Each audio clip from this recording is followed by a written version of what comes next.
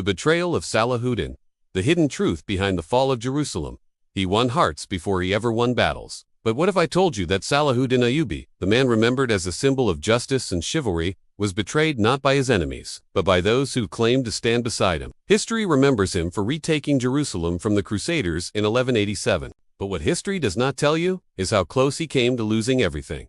Not on the battlefield, but in the shadows of his own court. And how that betrayal, though buried, shaped the fate of the Muslim world for centuries to come. To understand the story, we must go back to a time when the Muslim world was fractured. The Seljuks, the Fatimids, the Ayyubid, but none united. While they argued over titles and borders, the Crusaders built castles on Muslim soil. For nearly a century, Jerusalem remained under foreign rule, drenched in blood, its mosques silent.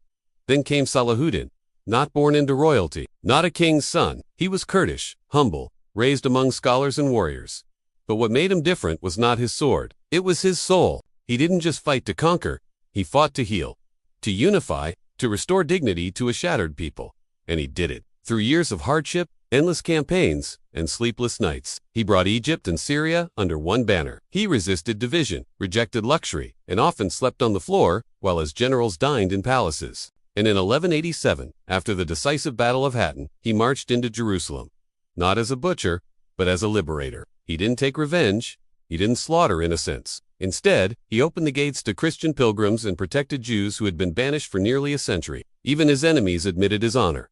So why was he betrayed? Because his justice made tyrants tremble. His humility made corrupt rulers feel exposed. And his vision of unity threatened the very foundations of those who profited from division. There were governors in his own court who sent secret letters to the Crusaders. There were scholars who mocked his leniency as weakness. And there were princes who waited for him to fall, so they could carve up the Emir once more. Even during his final campaigns, he faced internal sabotage. Troops sent late, supplies withheld, fortresses surrendered without resistance. Not by the enemy, but by his own allies. He saw it, he knew, but he chose patience over punishment, mercy over vengeance.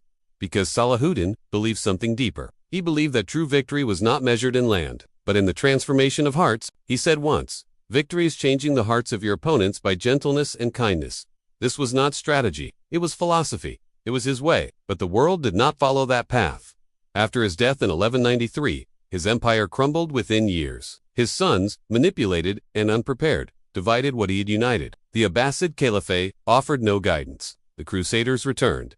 And what remained? A simple wooden tomb in Damascus, where Salahuddin rests, beneath a faded cloth, under the shade of a tree. No monument of gold, just silence. It is said that Kaiser Wilhelm II, when visiting that grave, centuries later, was so moved by the simplicity and forgotten legacy, he ordered a marble sarcophagus placed beside it. But Salahuddin's body was never moved, because he didn't fight for thrones, he fought for the soul of a people.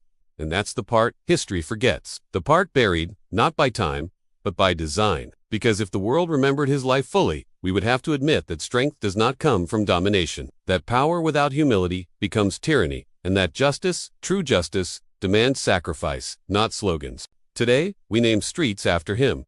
We make films. We tell our children stories. But do we live what he lived for? When we fight our brothers over flags, when we choose greed over unity, when we forget mercy for the sake of pride, are we not betraying him all over again? Perhaps the deeper betrayal was not by his generals, but by all of us who let his wisdom fade into folklore. So I ask you this. Now, would the world be different if this truth came out earlier?